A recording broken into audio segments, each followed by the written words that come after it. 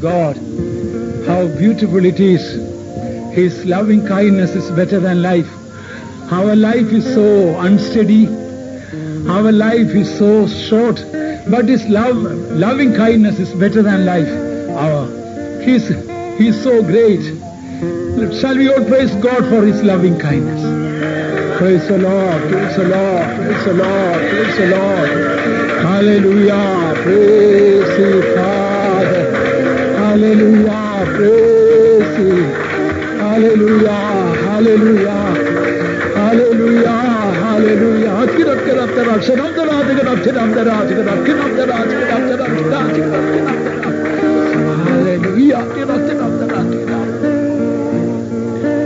His loving kindness preserved us, kept us. How many times we could have fallen down to the pit, but God in His mercy preserved us. Even there were so many pits into which we fell, but God in His mercy has lifted us out of the miry clay and the horrible pit and set our feet on the rock and gave a song in our heart and in our mouth. Let's praise God for that. Hallelujah, hallelujah, hallelujah, hallelujah. Yes, Lord, yes, Lord, yes, Lord, yes, Lord. Hallelujah. Father, we praise and thank you, O God. Yes, Lord, your loving kindness, your tender mercies, your compassions fail not. There were times in our life we failed you in so many ways. We failed to have your character. We failed to have, Lord, oh God, gratitude in our hearts. We failed to follow you. But yet, Lord, you have not forsaken us. You kept us, Lord, as the apple of thine eye. This night too, Lord, we have come, Lord, to hear thy word. We have come, Lord, so that, Lord, thy word, thy power can change our lives, O God. Bless each and every one tonight, Lord, in Jesus' precious name. Please be seated. Before we go to the study, shall we just meditate what last week we learned? You can open the Bible, chapter 44, Genesis. You can open your Bible and even you can open your notebook. Chapter 44, something we learned from verse 3. As soon as the morning was light, the men were sent away, they and their asses. So Joseph sent them away as soon as the morning was light. Can Sister Brenda remember anything? That's right. So if they had set off not early in the morning, that journey could, or any journey could end in the night. Our spiritual journey also can end in that night. And we learned also how a Levite started the journey afternoon and there were disasters. Early morning seeking God is very essential for ending our spiritual journey also in the light of God. And from verse 15, Joseph said unto them, what deed is this that you have done? Wot you not that such a man as I can certainly divine? We learned last week, if we are to deal with someone harsh, so here Joseph was dealing with them very harshly. If we are to deal with someone harshly, we need some character. Otherwise, that harshness may not be accepted by God. Oh, yes, Brother David Petro's case, he may be ready with the answer. That's right, well done. So, sometimes we may have to be harsh with someone, deal with them. But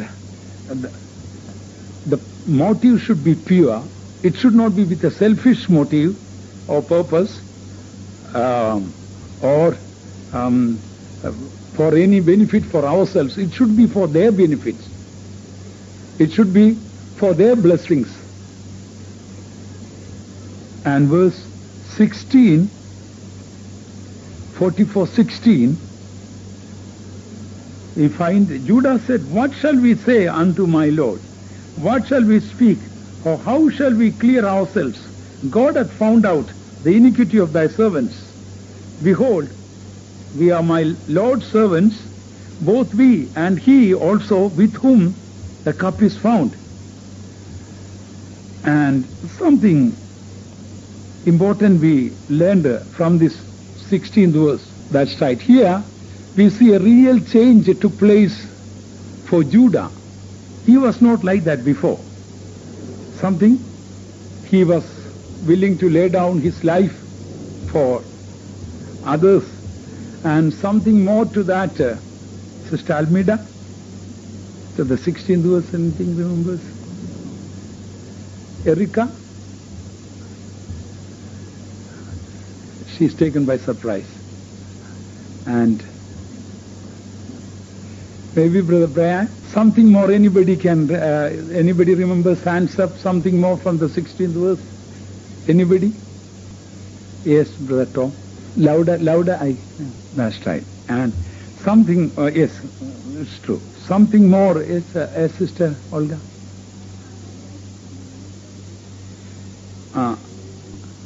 Yes, that is true. That is in another verse, it's more clear. All right, Brother Manuel? Oh, Brother Manuel was not here. Yes, Brother Luis.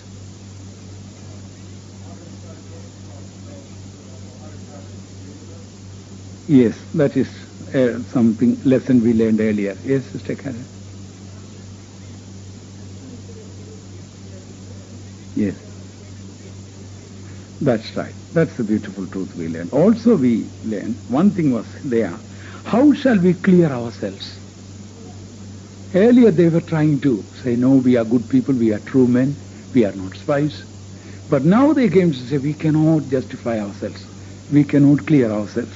From there, as we heard, Joseph could reveal himself. Then verse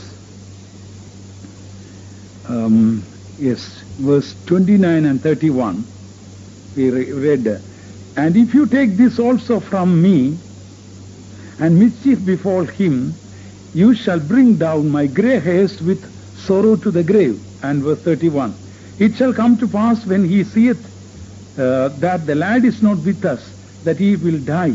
And thy servant shall bring down the grey hairs of thy servant, our father, with sorrow to the grave." So, can Brother Anbu say anything about that we learned from this 29 and 31? Some message. Well done.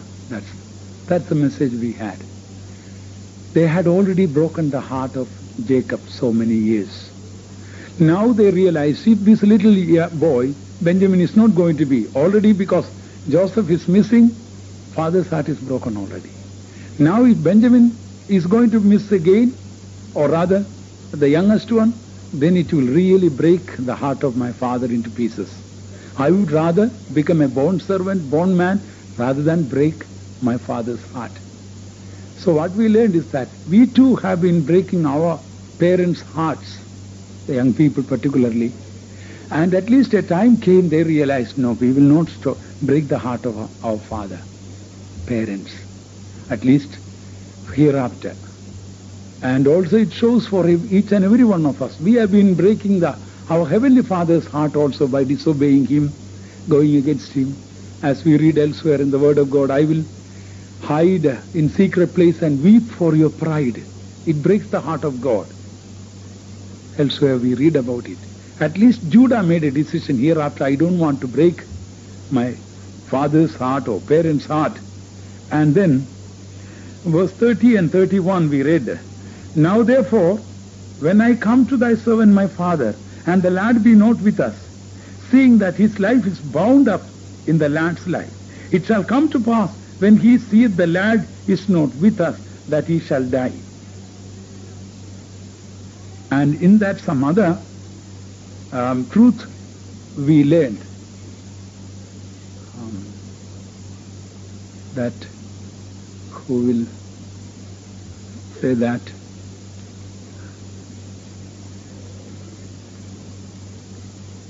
Any of the parents here, maybe Brother Matthew Martin? You don't remember that. Anybody else is remembering? If we do that, what can happen to us? Yes, Erika is now, she knows. All right. That's right. Anyway, what the lesson parents learn seems to be children are able to answer that. So, if we love, whether our children or anything, not more than God, more than what God wants us to love, they will become a problem for our life. They will become a great problem. Not that they become naughty or bad, may not, but through them we will have to suffer a lot. If we love our children, or if we love anybody more than God wants to love, they will become a great problem for us. Can you two examples in Jacob's life? Yes, he loved Joseph. First we read about and he suffered a lot. Many years he was suffering. And then he didn't learn the lesson with that. And then he loved Benjamin. And now Benjamin became a problem for him. So we should make sure God is our exceeding joy. Anything, whether friends or beloved ones or relations or spiritual relations, anyone, if we love more than God wants us to love, you are going to have problem with that very person. Therefore, our love should be according to God's. Now we'll go to the 45th. Now from 45th verse, chapter first verse, we learn something also. Maybe that some people are hiding, so I cannot see them. Maybe can Sister Ruby say something we learned from the first verse? That's one important thing that we learn. Before they knew it was our brother. They only thought it was the governor of Egypt. And we hardly see Joseph talking to them. Most of the talk, it was the brethren who had, or rather these Hebrew people had done. But once Joseph revealed himself to them, then most of the talk it was Joseph, not the brethren. So once we know our Jesus, really when we get a revelation, then in our prayers, we may have less talking to him. He will be speaking to us more. Now most of us, we are out of 1 hour, 59 minutes we may be speaking, and perhaps 1 minute he may be speaking. Some of us don't even give that 1 minute for him to speak. We may do all the talking. So it's because we may not have a proper revelation. And one more thing anybody can mention about the first verse. There was no need of any interpreter.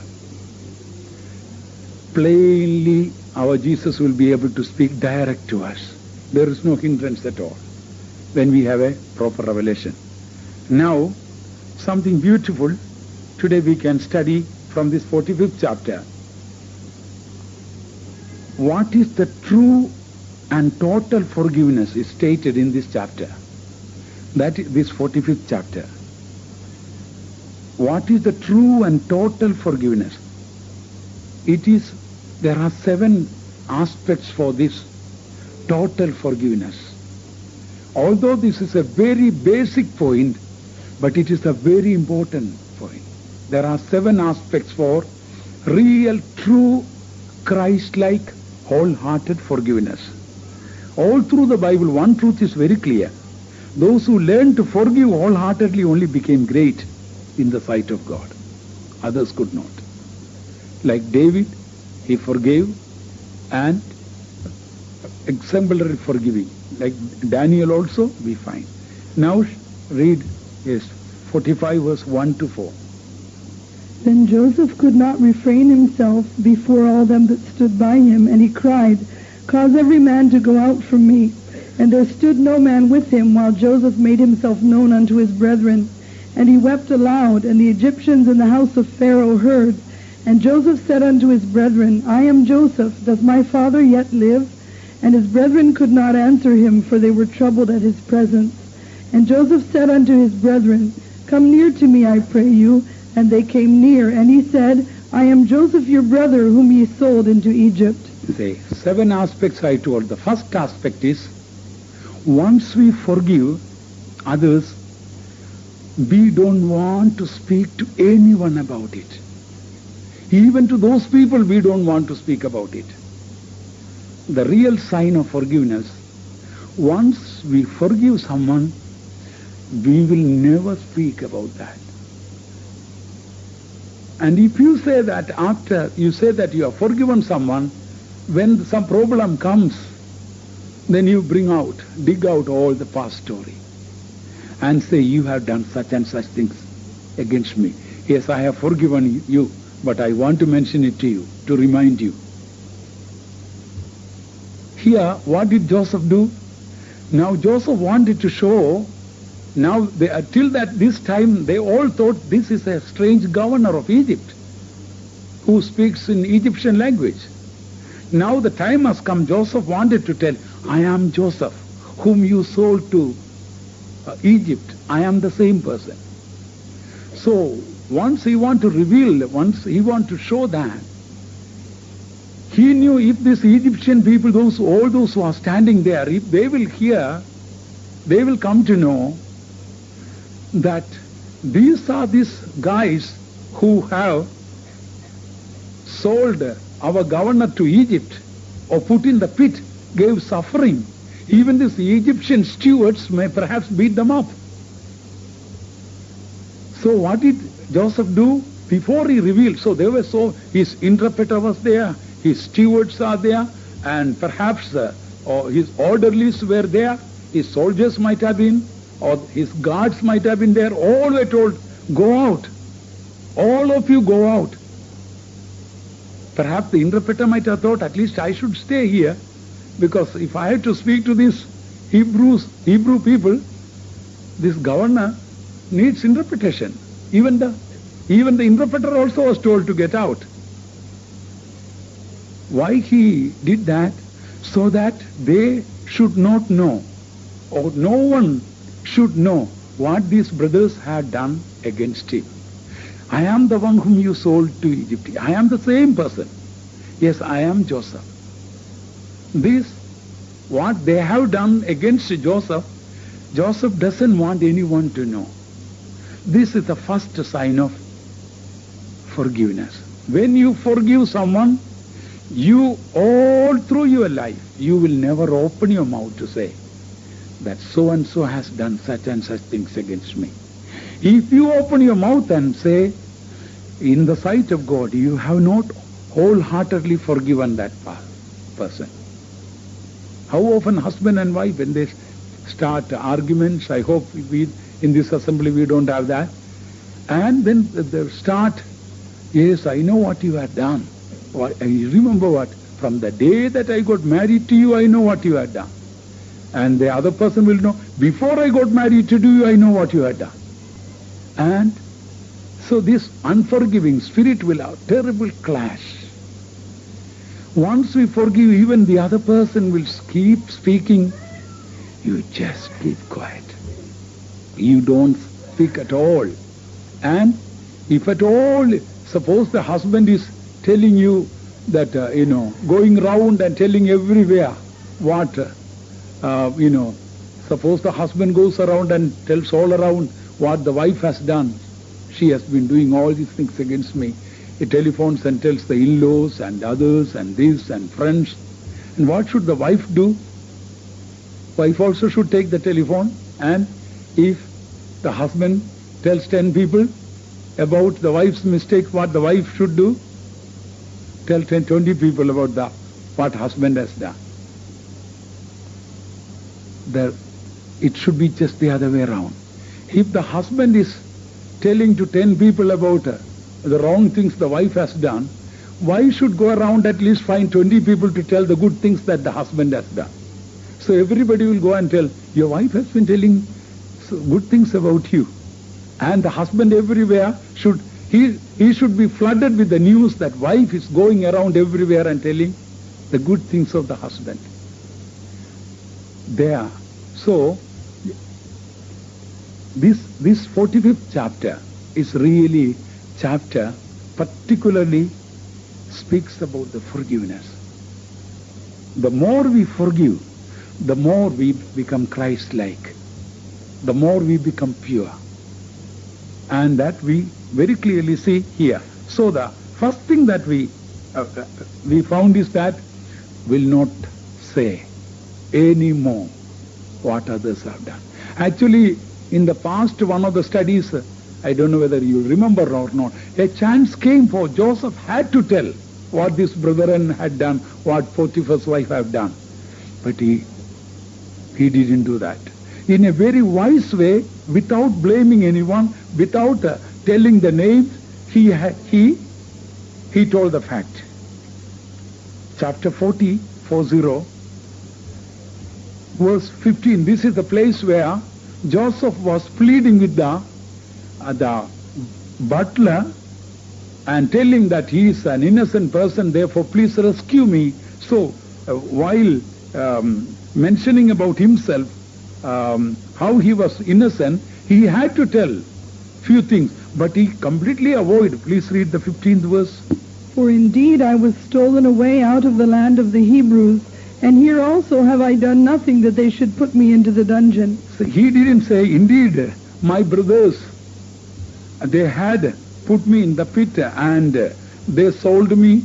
No, he didn't say. Indeed, I was stolen away out of the land of the Hebrews. They didn't mention anything about the brothers. And here also have I done nothing that they should put me into the dungeon. He could have told, you know, the Potiphar's wife, such and such things she had done against me. And Potiphar, you know, how that this is the reason that he put me into the dungeon. He didn't mention anything about it. Without mentioning that, whatever he had to tell, he spoke also. So, in our life, dear children of God, any time we mention, I think some time ago I have mentioned about it, when we open our mouth and tell someone so and so has done something wrong against me, an unforgiving spirit, an evil spirit will be at least that time entering into us and making, from that time torment will start. If somebody is speaking evil of you, the best thing that you can do is that try to find some of the good things about that person and go around and speak about that. That is the way. Evil can only be overcome by good.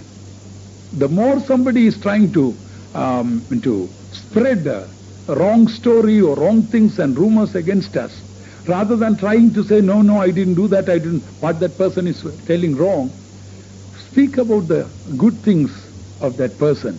Surely we will, God will help us to find. And and the second one, first once we forgive, we don't open our mouth to mention about what others have done against us. And it is, how often we say that, so and so has done something, 20 years ago against me. I have forgiven, but I just want to tell you that's all. And often people deceive themselves by that. The second aspect is that once we forgive, we want the person to be closer to us, not far away from us. Our heart will be longing that person may be closer to us. Read again verse 4, 45:4. And Joseph said unto his brethren, Come near to me, I pray you. And they came near, and he said, I am Joseph your brother, whom ye sold into Egypt. They come near to me. He is asking them. They didn't want to come near to him, but he was calling them, please come near to me. And again verse 10. And thou shalt dwell in the land of Goshen, and thou shalt be near unto me, thou and thy children and thy children's children, and thy flocks and thy herds and all that thou hast. Again says, I am making arrangements so that all along you will be living close to my mansion, close to my house. When we forgive somebody, our heart will desire that to have a close communion with that person, close communication with that person. When we say, I have forgiven you, but don't come to my house hereafter. It will be a problem if you come. I will not be coming to your house anyway. Don't telephone me hereafter. I will not be telephoning, but I have forgiven you. Why? If you telephone, if I come to your house, you come to, again more problems will come. So better, you keep to yourself, I will keep myself. You come to the meeting, all right, you keep in there. Go to the other chair, I will be in far away in the other chair. I have forgiven you. But, if we come close, don't come and shake hands with me, because then problems will happen. There are people who say that. It's a real deception. Once we forgive wholeheartedly, we will love that person in such a way, we want that person to be nearest to us than before. Otherwise, when you see that person, you feel irritated. You don't feel like seeing that person. And you say you are forgiven. No, you are not forgiven. Here, look at Joseph. There were so many things Joseph could have told.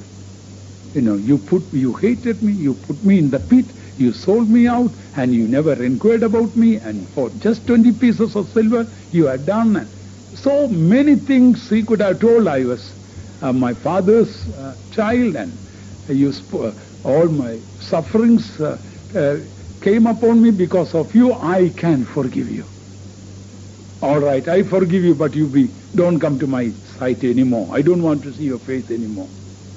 No, that is not the truth. Really, Christ-like forgiveness is in you. Then, with the offender, you want to see that, although that person wanted to hide away from you, don't want to speak to you, your heart really longs to be close to that person. If you had been telephoning twice a week before when you were friends, now after that person is offended or hurt or anything, or he has done so many things against you, you want to perhaps say 3 times or 4 times you want to ring up, although that person doesn't want you to contact. Your heart should be, if you have really forgiven, you want to be nearer to that person. Your heart will be nearer. You may be in a faraway country, but really you want to pray for that person more, to bless that person.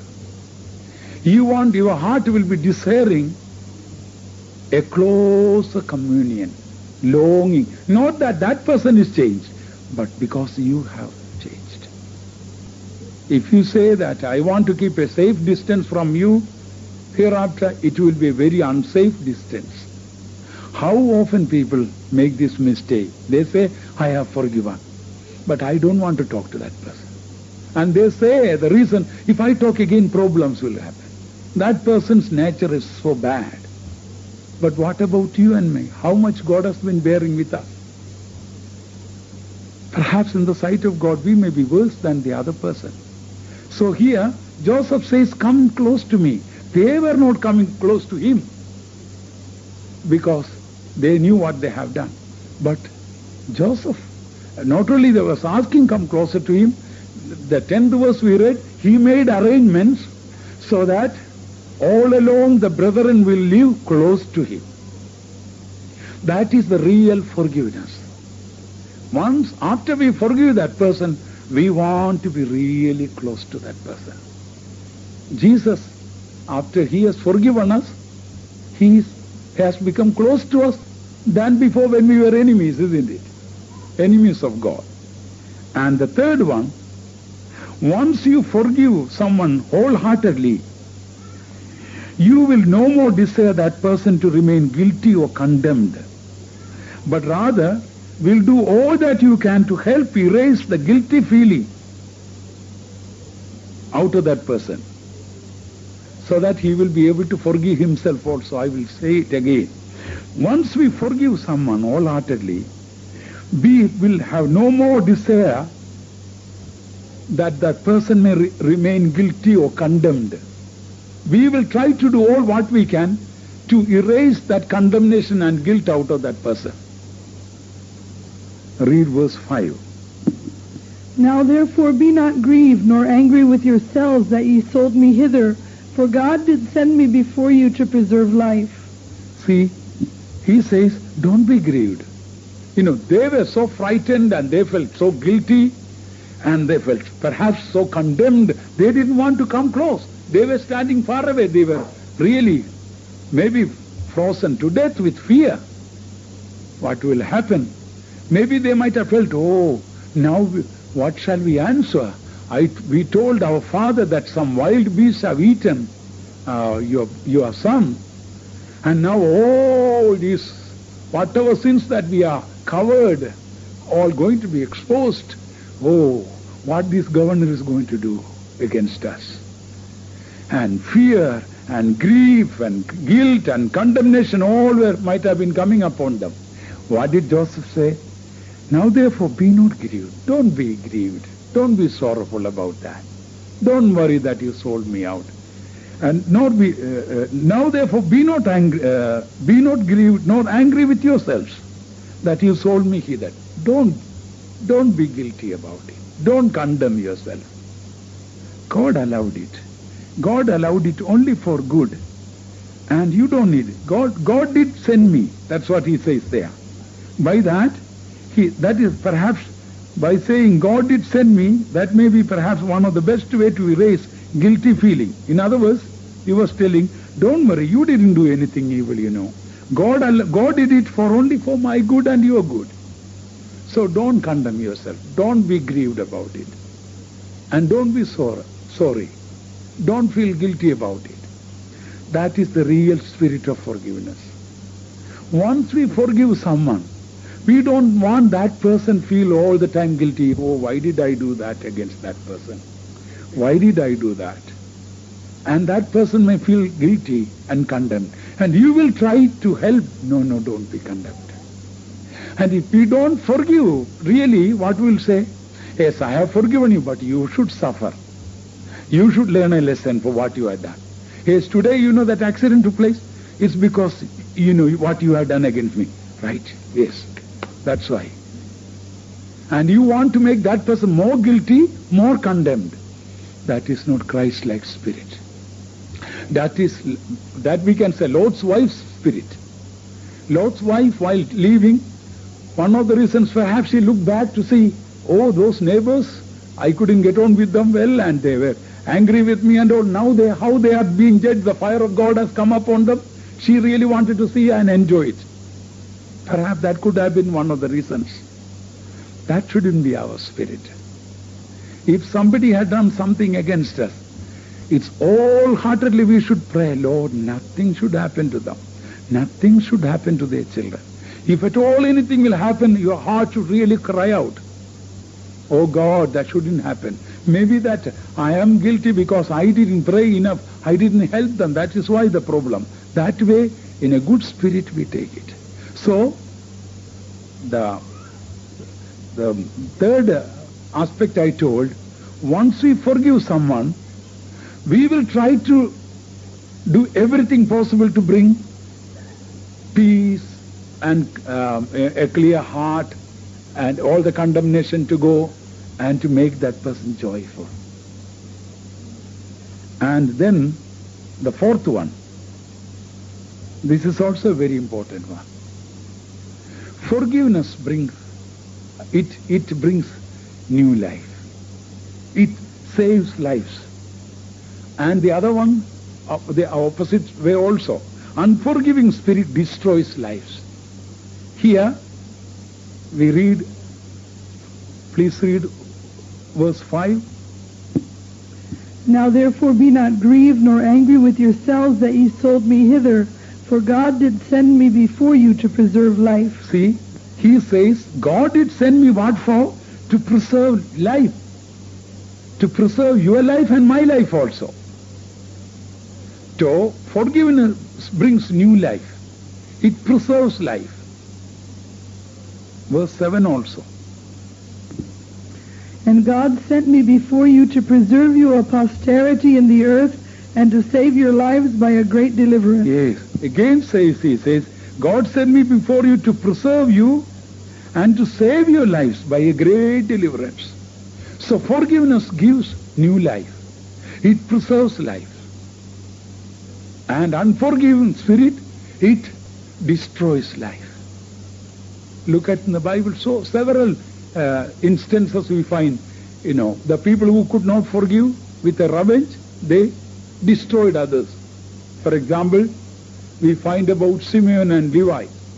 Because their sister was defiled, Dinah was defiled, they took swords and killed all the males all over Shechem.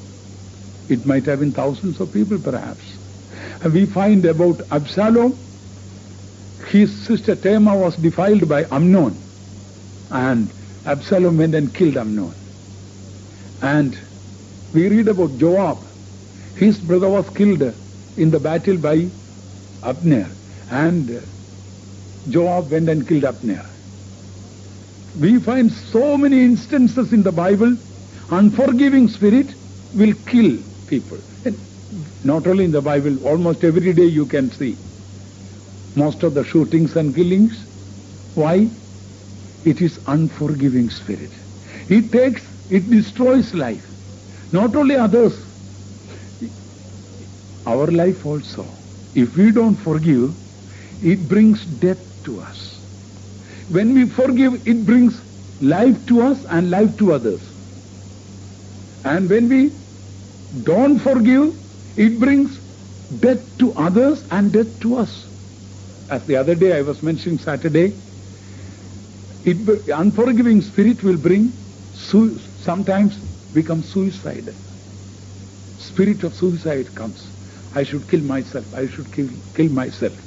And that day when I mentioned Saturday, I couldn't give Bible verses about it.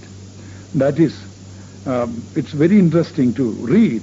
Rather than interesting, I would say, very enlightening. We all, how easily unforgiving through unforgiving spirit, suicidal, spirit can enter into our life.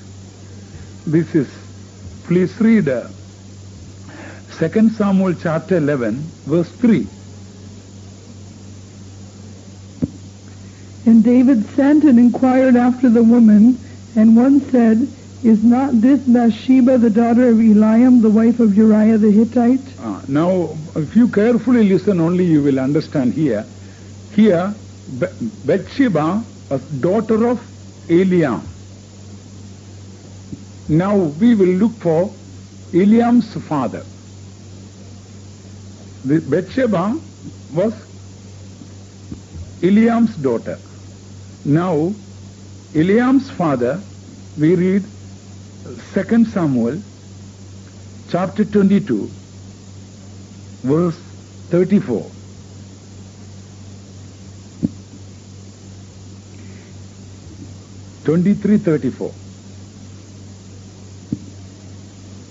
Eliphalet, the son of Ahasbai, the son of Maacathite, Eliam, the son of Ahithophel, Eliam, the son of Ahithophel. So Eliam's father was Ahithophel. So what is the relationship between Bathsheba and Ahithophel now? Granddaughter. Ahithophel's granddaughter was Bathsheba. Obviously, David had sinned against Bathsheba. And we can understand, Ahithophel, the grandfather, did not forgive David. How do we know? When there was a rebellion, Absalom rebelled against David. Absalom rebelled against David, his father. Then Ahithophel joined whom? Ahithophel joined Absalom to kill David. Obviously, Ahithophel, the grandfather of Bathsheba, did not forgive, and he joined Absalom against rebellion, and he started giving counsel how to destroy your father, giving counsel to Absalom. The obvious reason could be that of course God had forgiven David, but grandfather of Bathsheba obviously has not forgiven. Finally, what did he do? 2 Samuel chapter 17, verse 23. And when Ahithophel saw that his counsel was not followed, he saddled his ass and arose and gat him home to his house, to his city, and put his household in order, and hanged himself and died, and was buried in the sepulchre of his father. He committed suicide. Although the reason mentions something there, the spirit of suicide is there. When a person has got a spirit of suicide, any silly reason is enough to commit suicide. That is so what we find, coming back to Genesis 45, what we read, that forgiveness, through forgiveness, it preserves lives. Like our life and others' lives. But unforgiving spirit, it destroys others' lives and our lives too. And one of the dangerous things that quite a number of people, Christians, they get into a spirit of suicide. They may say, nobody loves me, nobody cares me. That may be so many silly reasons people may say. But the real reason is this. One of the reasons could be this, I would say. Unforgiving spirit brings suicidal spirit. And the next, number 5, once we forgive, we are filled with compassion and love for the offender. We will have a compassion for that person. A greater love for that offender, the one who offended us. Look at the compassion that how many times Joseph was weeping. It is just because of that forgiving love. He didn't have absolutely any grudge against the brethren. But brethren thought all along, Joseph must be hating us because we are done.